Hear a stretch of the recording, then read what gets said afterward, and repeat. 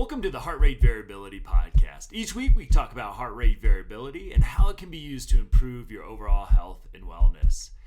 Please consider the information in this podcast for your informational use and not medical advice. Please see your medical provider to apply any of the strategies outlined in this episode. Heart Rate Variability Podcast is a production of Optimal LLC and Optimal HRV. Check us out at optimalhrv.com. Please enjoy the show. Welcome, friends, to the Heart Rate Variability Podcast. I am Matt Bennett. I am back here with Dave and Ina to talk about the Chapter 7 of our book, Heartbeat of Business. If you're new to the podcast, I highly encourage you to go back to episode 1 of this journey we've been taking around the book. Should be a few weeks back in your post. You can get a free copy of the Heartbeat of Business at optimalhrv.com. So I've been excited. This has been such a fun series. We've got a lot of great feedback on it with my co-authors, Ina and Dave. So Chapter 7, I'm really excited to talk about this chapter because it's got one of my favorite things that Ina's work actually introduced me to. Oh God, I won't mispronounce it again. Yerkes Dodson, Yerkes. Yeah. You got it. Yerkes Dodson. You got it. So, I don't know, why my tongue can't dance, but it definitely cannot dance. So, I found this really interesting because it gives us a way to talk about the nervous system for optimal performance. Because I think so many times we think about the parasympathetic, ventral vagal. In a time of high stress, everything's about calm, right? How do you calm down the sympathetic? How do you calm down or regulate the amygdala? And I think obviously that's key to what we're going to talk about today. Yet we need a little bit of something if we're going to perform at our best. So one of the things I love about the graphic in the book is moderate activation produces optimal performance. So I would love, because I know you and Dave as well work with high performers too, elite athletes, special forces, all those fun folks. And I wonder when you think about this and that optimal performance, talk to me about how you use this law to help people. Again, I believe we don't want them too low, too relaxed that they're asleep, but we also don't want them in fight or flight response most of the time either. So, I would just love to hear you talk about this and how it informs your work. Yeah. So interestingly that, as you said, most of the time when people think about a challenge, they think that they need to be relaxed. Yeah. Right. Or at the very least calm in order to do their best. Right. But if you think about, let's say you're about to run a 400-meter dash. Yeah. Right. Should you be relaxed? Right. That one seems a little bit more intuitive. No, probably not. Right. You really need to be kind of pumped and, ready to go. Right.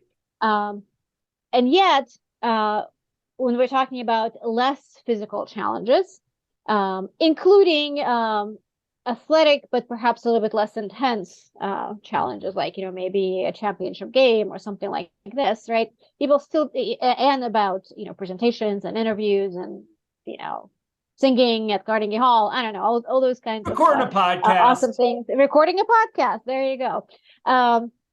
People still think that they need to be relaxed. Our language is just so infused with this kind of semantics, and it just kind of underlies our approach to challenges and creates a problem, right? Because when we are about to face a challenge, the body starts preparing for it. Yeah. That's normal. That's natural. That's how it should be. The body is going to increase its activation. Your heart rate is going to go up, and your breathing is going to change, and your gastrointestinal system is going to do something, right? And your muscles are going to get a little more tense, right? And so is your brain, right? You're going to feel a bit more alert and perhaps a little bit more narrowly focused on the task at hand, etc. All of these are not only normal, but they're helpful. That's that is what you need in order to be at your best, right? So your body starts doing that, and then there is a part of your mind that's used to thinking you need to be relaxed, notices that activation and goes, oh, no, no, no, no, this is stress, this is bad, right? We're so conditioned to think of stress as bad that we need to de-stress, we need to get rid of our stress, we need to be serene. So the mind comes on and goes, let's get rid of this. So now your mind and your body are butting their proverbial heads, and that's end up in the fight or flight because you are trying to achieve the impossible. And that is a sure sign of danger, right? You are engaging in something that's simply not possible. So that's how people end up in that, the downward side of that inverted U curve over there of the York-Dodson law. That's how people end up overactivated. No matter what the challenge is, there is an optimal level of activation. And it's in the middle, of that, at the inverted U, it's some sort of moderate level of activation. The amplitude of the activation is, of course, going to vary. 400-meter dash requires way more activation than recording a podcast. And yet, both of these activities do have an optimal sweet spot of activation that's required. And we want the body to be able to get there. And we want the mind to allow the body to then stay there. Right? We want both sides of this. Right. So there you go. So I'll throw this out to either of you because I'm assuming it'll be a tough question. So I'll throw that warning out right away. So a lot of what we talk about with heart rate variability is the ventral vagal nerve and the ventral vagal brake dancing with the sympathetic system. I still I know it puts a brake and lowers the heart rate to give us the variation. So I wonder, and maybe I'm just in the wrong science maybe here. Maybe we're talking about brain versus autonomic. But one of the things that I think about is it seems like always a better ventral vagal activation, a better parasympathetic response, a better heart rate variability is good no matter what. Though, and this is where I think there's a little bit of a challenge because I could see myself as an athlete, I thought I wanted some sympathetic as well mixed in there. So how do I look at this? Because I would assume if I'm more ventrally vagally active, I'd be more aware on the court. So help this confused man. Help me understand. But please take this, Ina, because you have taught me everything I know about this. So yeah. Okay, I'm gonna take a stab. I've been thinking about this, because Matt, you've been asking this question. Yes. So I appreciate a bit of opportunity to prep. So we want a strong vagal brake. We want a strong parasympathetic nervous system, and part of its strength, and I think this is the part that may be a little bit counterintuitive. Part of its strength is knowing when to let go. Okay. So when you're running that 400-meter dash, you're going to be dominantly in sympathetic state, as you should be, right? Yeah. Because you don't exactly, you don't want your vagal brake, getting in the way there. You want the sympathetic activation to be at its optimal level, right? Yeah. Which in that situation is going to be fairly high. Sympathetic activation sometimes gets a little bit of a bad rap, just like stress, right? We don't want it. Of course we do. It's just when and how and how much. And because the sympathetic nervous system doesn't have a built-in shut-off mechanism, it just goes up, right? As you are about to run, the sympathetic activation is going to go up. But what is going to let it go up? That's the strong vagal nerve. Yes, we think of it as the brake that puts on the brakes of sympathetic activation, but it's also the same mechanism that takes the brake off and allows the activation to go up. And it's going to let it go up pretty high. It will still at some point cap it, right? Yeah. But that cap is going to be quite high if you're talking about running. So you don't want to be in a vagal state when you're running your 400-meter dash. but you want to be able to return to it pretty quick, once you're done.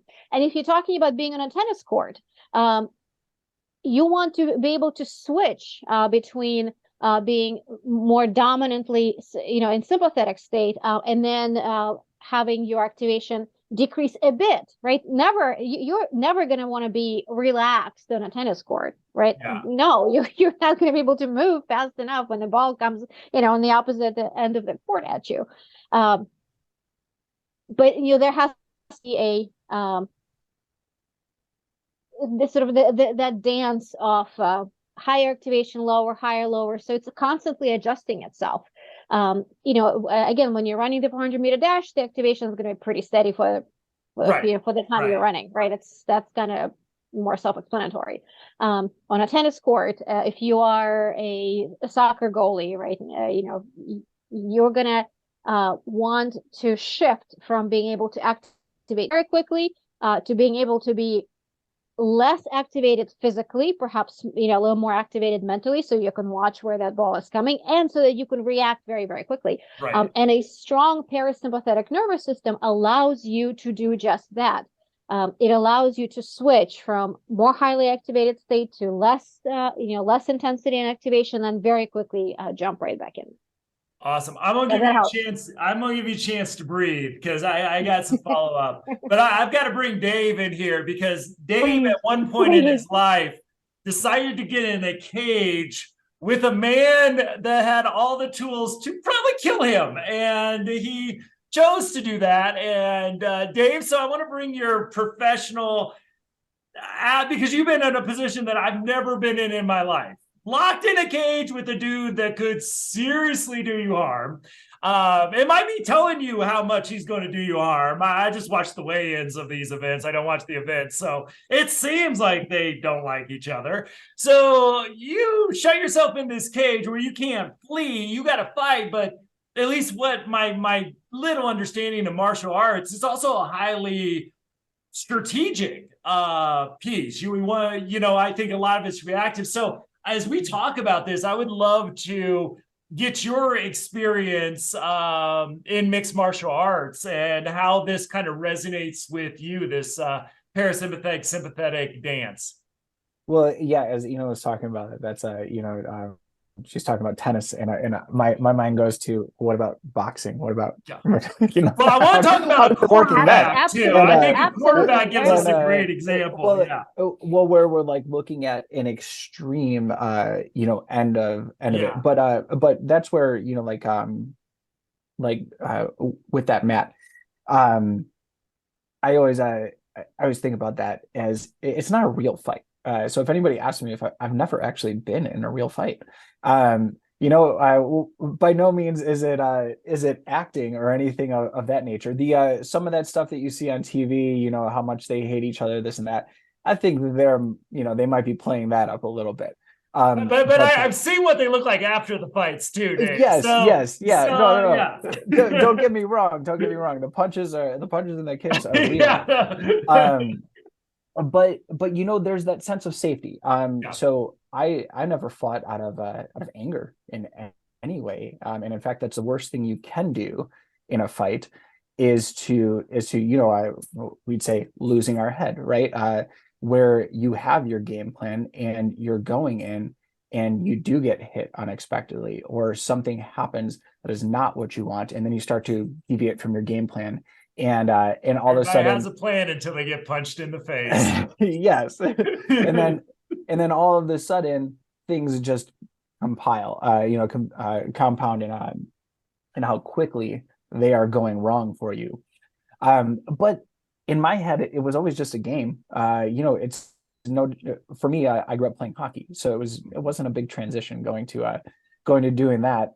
And there's that rules. We know that no matter how wrong things go, this is just a game, right? At any point I could tap out and say I'm done. At any point I could wave my hands and say I give up, right? So we know that there's that safety net there, and I think that there's a lot of power within that. And I know that within the polyvagal theory they talk about how sport is so different than an actual fight. And that's where, I don't know how it would be in an actual fight. I might be the guy who just totally shuts down and gets my butt kicked. I totally could be that person. And same with like arguments. I always think that too. I If somebody confronts you, right, that is so different than anything that you would experience sport wise.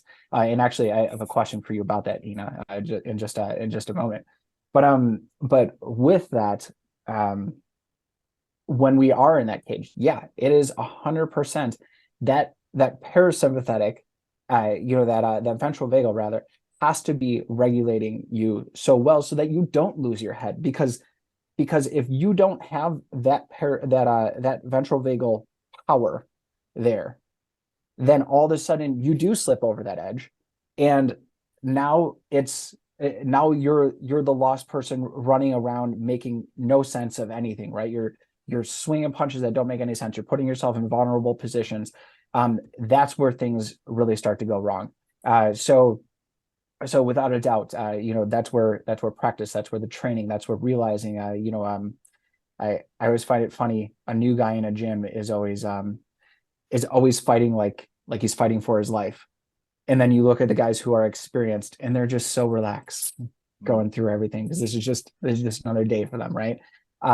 So that's where we build up that stamina. We build up that ventral vagal power, where we can regulate how scary this is or isn't. But with that, I actually wanted to ask you a question about that. So my wife the other day had a situation with an employee, and I was like, how on earth did you not lose your mind? Like, how on earth did you not just shout at this person and fire them until you're out of here? And that's, I look at her as like, she must have the best ventral vagal regulation. One, because she's married to me. No, no, Wow. yeah, right. But because to deal with those types of situations, and those are real world situations, whereas my fights, my confrontations, right, those are not real world. That's play. That's play world. So yeah, Matt. You get punched in the head. It's a game. But that's where, how does that differ in those situations? Because I can relate so strongly there, but I don't have to do that kind of stuff. How does that differ for us, and how quickly we activate sympathetically when it is a real fight, when it is that kind of a situation, where you do have to keep your wits about you because you are this person's employer and you can't punch them in the face. Well, and how similar our biological autonomic reaction is to both of those variables. So that's just to throw that in there, like we're so simple in that way when you talk about the unconscious. Yeah. So this is where I'm going to talk a little more about the brain input into this, because we talk about the autonomic nervous system when it comes to the parasympathetic nervous system, because it is part of the autonomic nervous system, and the vagal nerve is primarily the autonomic nervous system, because it is your vagal nerve, your parasympathetic nervous system are almost the same thing, but your vagal nerve has projections into your brain, and it actually has a lot to do with your brain activity, especially as we're learning from recent brain imaging research, like the last 5 years. There's been some really awesome findings. And I'm also going to bring in a concept, more of a mindfulness concept of equanimity. That can sometimes be confused with staying relaxed, but it's really not, right? Equanimity means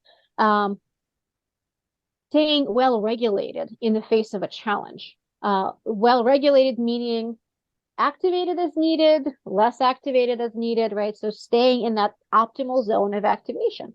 David, that's exactly, I'm guessing the state your wife was in when she was having that challenging conversation with the employee. She was able to get into the state of equanimity. And what I'm guessing was going on in her brain was the cortex, the thinking part of the brain, was appropriately putting on the brakes to the amygdala activation, right? People with higher heart rate variability have a more connected brain, right? So, we know this again from some recent brain imaging studies.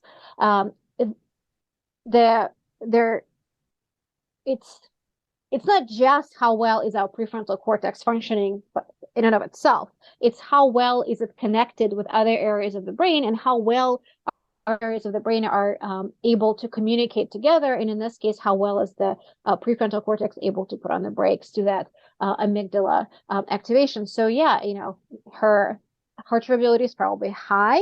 Her parasympathetic regulation is probably really good. So the connectivity between the ventromedial prefrontal cortex and the amygdala and probably the insula, is quite high. So she was able to both regulate her own activation, take the perspective of the employee and kind of understand where they were coming from. She was probably, able to feel, anger and whatever else if they were acting out. But she was also able to understand where they were coming from. That's the insula, right? So that very nice connectivity in her brain that was that's strongly associated with higher parasympathetic strength is what enabled her to do that. That is awesome. Yeah. The neurology of it, just so cool. Yeah. So I wonder, one of the things that I think I'm hearing, and this may explain, and I really appreciate that you brought us up into the brain as well, because I think sometimes we're either talking about autonomic, kind of neck down and forget about the brain, or just talk about the brain and forget about the heart and our autonomic nervous system, neither of which really talks about us as human beings in a holistic way. One of the things, because if we bring this back into kind of the business environment, and in the chapter we talk a lot about, challenging people with eustress, like the good stress, the stress that leads to motivation, the stress that I probably believe, if you're in that optimal zone, so to speak, that is a motivator and not a demotivator. Whereas if you get too much of anything, it's going to demotivate and maybe create a crash of sorts.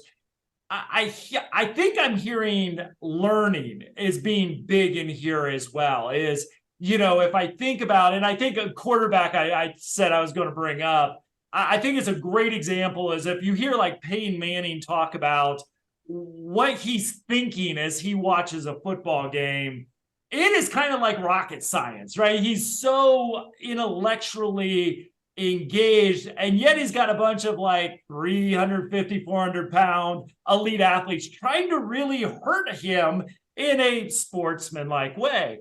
And so, like, I imagine what Dave did kind of to manage his stress, what I did at the free throw line with the game, hanging in the balance, that there is some learning in that, where a Navy SEAL, for example, might in a war zone be able to take a breath and solve a problem or connect with someone in crisis. So where does learning kind of come into this, maybe extending or bringing that optimal level of both sympathetic energy and parasympathetic executive functioning? So with the fighting, I can definitely say like I gave the comparison of the guy the first time versus the more experienced guy, and it is all learned in that regard, just like you at the free throw line, and the quarterback. It's the more times you are in a situation, the less threatening that situation becomes, right? I know we've said this on the podcast several times, but novelty is the most threatening thing to your nervous system. And if I got into a cage with somebody and this was the first time somebody had ever thrown a punch at me, I would you would have no chance, right? You would not be able to regulate yourself properly in that situation, right? But when you're the quarterback who's been through this same play, this same scenario, hundreds, thousands of times, it's just another day in the park, right? It's like waking up in the morning. It's just what you do. So the threat is gone from that. There is no threat, right? And even when it does get challenging, it's a challenge. It's still not a threat. Right. And granted, they can all take a turn, right? Like you said, most are trying to take Peyton Manning down in a sportsman-like way. Yeah. Most, right? We all know, you try to tackle a quarterback a little bit differently. You know, so without a doubt, is there some real fear and some real harm possible? Yes. But when we've been through this a million times, it's just another day in the park. Now for a Navy SEAL, that's, again, going from that sports regulation into what I asked about, right? Now we're in a real world situation. Now this is actually life or death. And yeah, practice helps, without a doubt. But I'd love to know what else somebody like a Navy SEAL does to train. And I know that you've done work with them. So how else do they help with regulation? Because it's beyond just being an athlete. Yes. So I think those who make it into the Navy SEALs are what a colleague of mine, Lee Lagos, called physiologically talented. I was going to use badass, but that's much better. Badass. I think they're kind of the same. Yeah. Given the intensity, let's say, for lack of a better word, of buds training, entering the entrance to Navy SEALs, the folks who make it, have to come with a built-in ability to regulate better than most of us. I think that there is a biological, perhaps genetic predisposition, and the repeated exposure, as you said, is absolutely crucial, right? If you think about the first time you jump out of an airplane, right, it's I imagine even for a Navy SEAL or a potential Navy SEAL, it's pretty scary. They do it, right? They have the ability to face the fear, and they can tell the difference between what's actually dangerous and what they're able to do. But once you have, I don't know, a few dozen jumps under your belt, it probably doesn't faze you anymore, right? As they were saying, and their ability to tell the difference between what they're able to engage in safely enough and how to do it is a really big part of it, right? So the prefrontal cortex is well able to differentiate, what's under my control. So what can I do? They go into plenty of actually really dangerous situations. But the brain is able to assess what can I do in this situation to keep myself safe, and they focus on that, right? Sometimes the parts that are not under their control overwhelm, and the danger becomes uncontrollable with sad outcomes. But in majority of these situations, they're able to keep their eye on what can I control. Whereas for most of us, when we are in these threatening situations, the brain goes to what I can't control and attempts to control it, right? So the brain wastes its resources in an effort to do something that's not actually possible. And then there is not enough resources left for things that would be possible. And for folks like the Navy SEALs, they're able to focus on what's controllable and stay with that.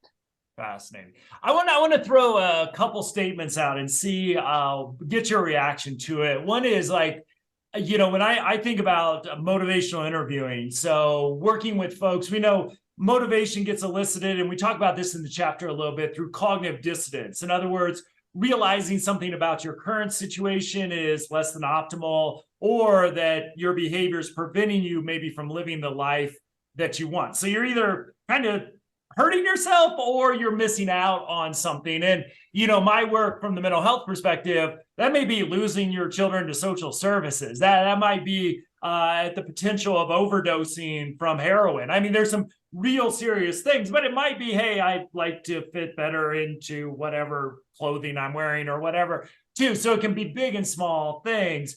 One of the things that I really look at from my perspective, and HRV has really taught me to really focus on, is before we have those stressful events, making sure that I'm in a regulated state. So I'm thinking about that optimal curve is maybe if I'm in a spot where, hey, I know I'm going into a really big, I'm doing a keynote speaking in my current life, where I'm not getting into a cage or in a war zone, but I'm giving a big speech. I almost want to walk into that maybe more on the highly regulated end on that, because I just know the event itself is going to sort of raise me up. And if I'm regulated walking into the stress, it stays eustress, it stays motivating for me, and it won't overwhelm me.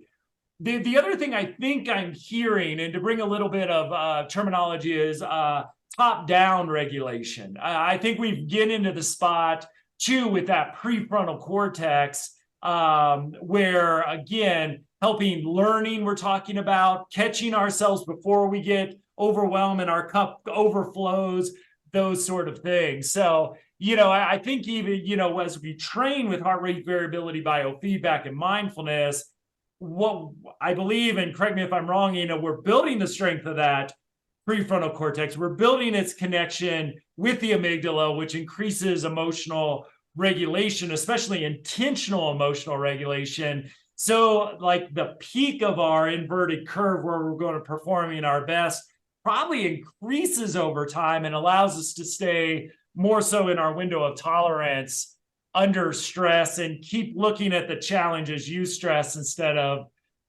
distress. And I'll just shut up, because that's sort of what I'm pulling away from this conversation. I want to make sure that I'm right, because of course this podcast is just all about me. I think you're absolutely right. Yeah, love it. So I want to win again. I don't want to repeat what we went through in the chapter, because the interesting thing, and I want to kind of end on this note, is from a manager, leadership, or organizational perspective, I really think this conversation gives us a great way to think about this. One, we want to help people build resiliency over time. So when they hit stress, it becomes more of a motivator than something that throws them into a more sympathetic anxiety or even fight or flight sort of response. So Dave, your wife's example was a beautiful one to throw in with that. So we want to do the HRV training, as well as tracking, to ensure that our habits are promoting a healthy, resilient nervous system with that. And then apply a manageable but challenging amount of stress. That I always like the idea of thinking about eustress as good stress. Is too much eustress will turn into distress eventually as well. So we're applying a manageable amount of stress, where we're probably checking in with people. We're probably managing that if we're tracking heart rate variability, and we're putting up pressure on a team to track, hey, are they maintaining good heart rate variability even though they're under more stress throughout this time? And I just, this is where I think heart rate variability gives us such a insight to where they're at in that inverted curve. Are they operating in the optimal level? Because what I see too much with business, we got a big deadline to make, but we're putting so much pressure on that eventually, and for too long, that turns into distress. And now all of a sudden we're losing creativity, cognitive flexibility, innovation, and we wonder why the project didn't turn out okay. So I'm going to shut up. Just any other insight on this from the leadership and management perspective? So what you're saying about peaking and everything like that, that's exactly what every athlete is going for. That's exactly what, what everyone is going for leading up to, like you said, a keynote presentation or anything like that. We just may not know it, right? But intuitively, I think we all kind of have that, we have that gut feeling about, hey, you know what? I have something big coming up tomorrow. I should make sure that I get a good night's sleep tonight, right? And hey, what do you know? Sleep is one of the biggest factors in in how your HRV is going to be the next day too, right? So making sure that we peak at that right moment is huge. And with the eustress turning into distress as well, I always look at and I apologize to listeners if I've said this on here before, but I always look at things as being situationally. We have all these types of stressors in our life, or I like to call them the life metrics, right? And we have things that are always good for you, things that are always going to be bad for you, and then things that are situational. And it is those good stressors, quote unquote good stressors, like exercise, that these things might be great for you, but when you do them in the wrong way, or you do them too much or too often, they do become a detrimental thing to you. So everything is situational, and that's where HRV is just such an amazing tool to use with this, right? We'll go back to my wife's example. Hopefully she doesn't listen to this podcast, and we've been talking about her the whole time. But maybe she was going perfectly exactly how she wanted, right? And then she had this situation happen. Well, what do you think happened to her? Did that fill her gas tank, right? Or did it totally drain? And that is a big drain, and that's an unexpected giant drain. So what do you do from that, especially if you have to go and perform right after that? Yeah. Right now you're in this horrible situation where your brain is spinning, your gas tank is totally empty. Well, now you have to go recharge your battery, right? So what do you do to recharge your battery? And in a situation like that, is going for a run going to help? No, that's going to drain your battery more, right? Maybe going for a walk out in the sunshine, doing some meditation, doing some breathing, that kind of stuff those things are always going to be positive, battery chargers, right? Or we're going to, level out our cup, right? So that's how I always like to look at those kinds of things. Yeah, and I'll just say I pull out my phone now, 4 breaths per minute, because it is the best breathing rate out there as far as I'm concerned. And I do some RF breathing, because that's to me like has been such a key coping skill that, like, before training, yeah, people might want to talk to me, but if I get a few minutes to play around with my slides, I've got the pacer right there as well. So that's been such a huge, quick, like maybe I have 2 minutes, getting me sort of back at that peak has just been such a useful thing. I'll give you the last word coming out here with any other thoughts you might have on this great topic. I would just echo what the two of you have said, that just because something is fun and wonderful and exciting doesn't mean we don't need some downtime. Right? We can be engaging in absolutely eustress activities. They can be the best thing ever. We can be so excited about it. But if we don't give ourselves a break, we are gonna end up in trouble as well. So just keeping that in mind. We always need downtime, and our needs for downtime vary. And we need to get to know ourselves and our needs and be able to fill that. Think about recovery as a verb. What are you going to do, right, to get back up to there? Because we can't maintain that level all the time. So, like I said, think about recovery as an aspect of performance. And the athletes of the world have given us great role models to do this, about thinking about the more you need to be up at that peak, that optimal level. I just think recovery becomes more and more, I know because of what you all have taught me, that recovery becomes such an important aspect of that. And I think that's a great way to wrap up this brilliant episode. So I want to thank everybody for joining us today. We'll get chapter 8 up next week. So thank you for taking this journey with us. Again, you can get a free copy of the book at optimalhrv.com. Find a whole bunch of resources, show notes, and all that fun stuff as well. So Ina and Dave, this has been a great pleasure. I almost enjoy this as much, if not more, than writing the book itself. So I love to talk about this and process it all with you. So thank you both so much, and we'll see everybody next week. Thank you.